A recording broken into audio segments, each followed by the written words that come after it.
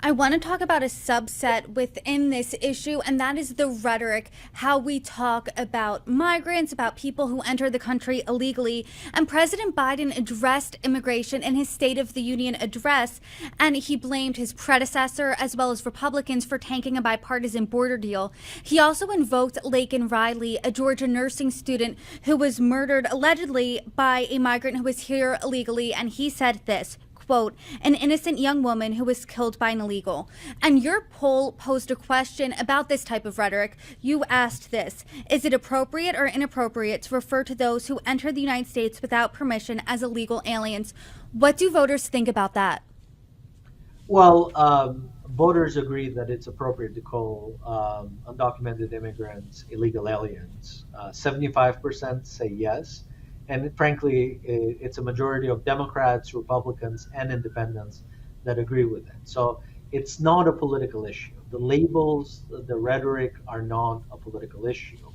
What voters took exception to with President Biden is the fact that President Biden reversed his position on the issue, right, and said it was a mistake to call Riley's killer an illegal.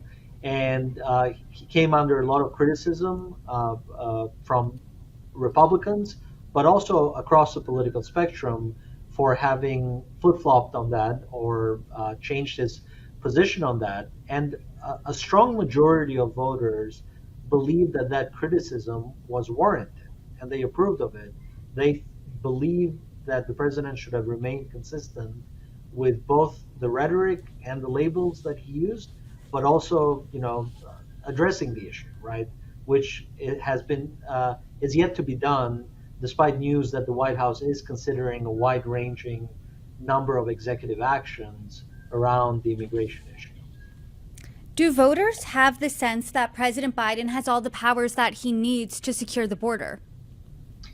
Again, it splits politically, very heavily political. If you're a Democrat, you stick to the party line. You say, no, he doesn't have the powers that he needs. If you're a Republican, you say, yes, he does have the powers that he needs.